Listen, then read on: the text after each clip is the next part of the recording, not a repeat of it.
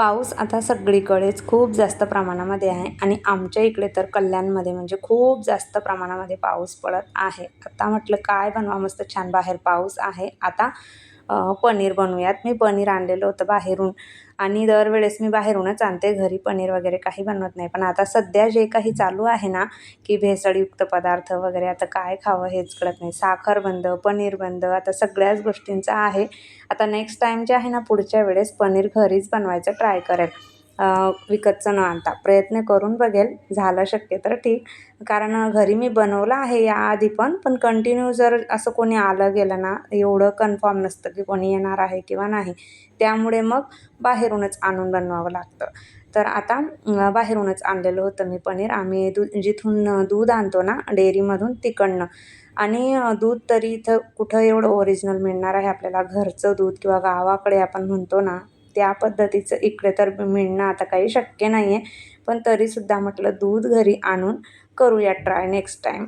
आत्ता जरा माझ्याकडे पाहुणेच होते असं म्हटलं तरी चालेल. कारण काल जो पाहुणा आलेला होता तो थांबलेला होता. त्याला आम्हीच थांबवून घेतलेलं होतं. म्हटलं थांब आता मुक्कामी. त्याचं अजून काही कॉलेजचं वगैरे कन्फर्म झालेलं नव्हतं ना, मग सुट्ट्या होत्या. म्हटलं थांब.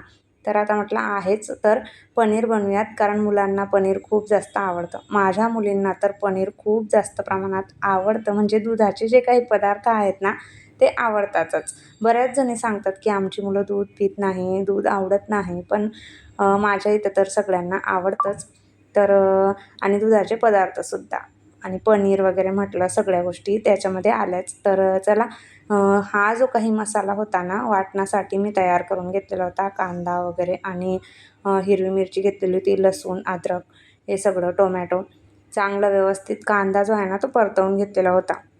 आणि नंतर मग कढईमध्ये जिरं, मोहरी याची फोडणी देऊन झाल्यानंतर मग धना पावडर, लाल तिखट वगैरे, हळद, आपला गरम मसाला आणि थोडा किचन किंग मसाला हे चांगलं व्यवस्थित तेलामध्ये मी परतवून घेतलेलं होतं. आज मी ना जेवण ह्या लोखंडी जी कढई आहे ना माझ्याकडे त्याच्यातच बनवलेलं होतं. म्हणजे तळणाची असते ना ती माझी, मी तळणासाठीच ठेवलेली आहे हिला. काही तळण वगैरे काढायचं असलं तर याच्यात तळून घेते.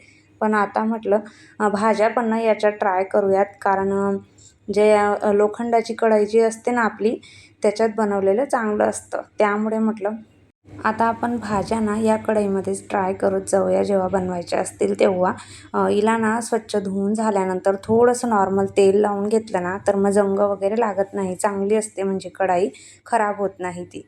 तर मी तसंच करते. जेव्हा स्वच्छ धुवून वगैरे झाली ना थोडंसं नॉर्मल तेल लावून ठेवायचं. नाही तर मग अशीच जरी ठेवली गेली ना तर मग चांगली वॉश करून मग वापरायची. मसाला छान मस्त थोडंसं पाणी टाकून ना तेल सुटेपर्यंत परतवून घेतलेला होता.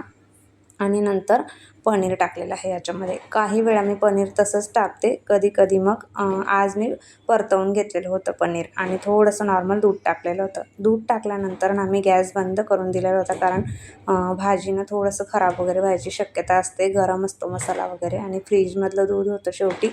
म्हणून थोडा वेळ मी गॅस बंद केला. चांगलं मिक्स केलं. थोडं नॉर्मल पाणी टाकलं आणि भाजी इथे बनवलेली होती. आणि त्यानंतर मग मी चहा ठेवलेला होता आज उशिरा.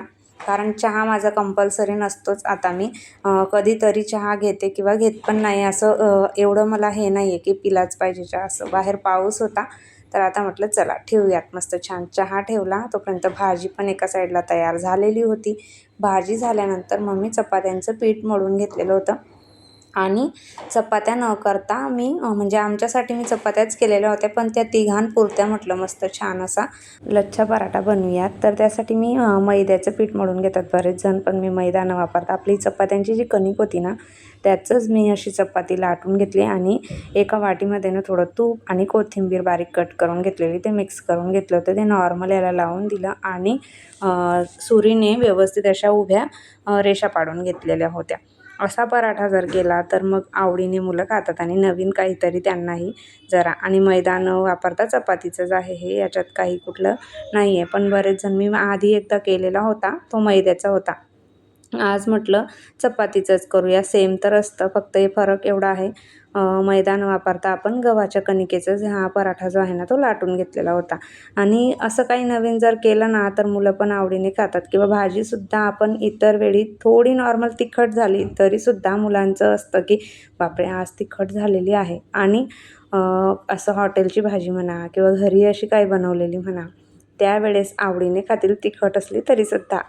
तर चला, मस्त छान असा पराठा आहे ना, मी इथे लाटून घेतलेला होता. तेल किंवा तूप लावून आपण याला शेकून घेऊ शकतात. मी तूप लावलेलं होतं. कुठलीही सुक्की भाजी वगैरे जरी असली ना, तिच्यासोबतसुद्धा खायला मस्त आहे. मुलांना टिफिनमध्ये द्यायलासुद्धा छान आहे आणि घरी जर पनीर वगैरे बनवलेलं असेल तर मग काही विचारूच नका. इतर दिवसापेक्षा जास्त पोटभर खातील आणि मस्त छान असा भरपूर लेअरवाला आपला लच्छा पराठा इथं तयार झालेला होता आणि सोबत पनीरची भाजी. पनीरच्या भाजीला ना छान रंग अशासाठी आलेला होता, म्हणजे मी त्या कढईमध्ये केलेली होती ना म्हणून. नॉर्मल आपली ॲल्युमिनियमची किंवा स्टीलच्या कढईमध्ये मी केली असती ना किंवा नॉनस्टिकच्या, तर इतका रंग येत नाही. म्हणजे थोडी अशी पनीरची भाजी कसं आपण कांदा जास्त परतवलेला नसतो, हलकाच मी परतवलेला होता. पण ह्या कढईमध्ये केल्यानंतर छान रंग आलेला होता. मसाल्याचा डब्बा स्वच्छ धुवून ठेवलेला होता, म्हणजे त्यातल्या जे काही साहित्य होतं ना ते संपलेलं होतं. मग सगळ्या वाट्या वगैरे सगळं काही क्लीन करून ठेवलेलं होतं मी. आता म्हटलं भरून देते, म्हणजे एवढं सगळं साहित्य काढलेलं असलं ना 15 दिवस आरामात व्यवस्थित चांगलं राहतं आणि पुरतं पण. 15 दिवसातून खाली झालं सगळं की मग स्वच्छ धुवून एकदाचं भरून ठेवते. तर ते भरून ठेवायचं असतं. असा व्यवस्थित असा मस्त स्वच्छ असला किंवा भरलेला असला ना हा मसाल्याचा डब्बासुद्धा, तरीसुद्धा इतका छान आणि सुंदर दिसतो. म्हणजे आपल्या गृहिणींचं जे काही आहे ना किचनमधलं साहित्य ते व्यवस्थित कसं दिसेल हाच आपला प्रयत्न असतो. मग ते मसाल्यांच्या डब्यांपासून म्हणा, बरण्यांपासून म्हणा किंवा भांडी-कुंडी या सगळ्या गोष्टी. तर चला, त्याच्यामध्ये सगळं काही जे धना पावडर, लाल तिखट, जिरे, मोहरी वगैरे लागणारं जे साहित्य होतं ना ते भरून ठेवलेलं होतं. बाहेर पाऊस सुरूच होता. कंटिन्यू दिवसभर पावसाचं जे आहे झिमझिम ते चालूच होती. मध्ये-मध्ये जोराचा पाऊस जो आहे तो सुरूच आहे. कपडे बाहेर टाकायचं काही खरंच नाही आहे. कारण पाऊस आला की परत मग ती मशीनमधली स्पिन कपडे केलेली तीसुद्धा ओली होऊन जातात. तर सध्या तरी असंच करते मग. फॅन चालू असला की मग संध्याकाळपर्यंत कपडे आरामात सुकून जातात.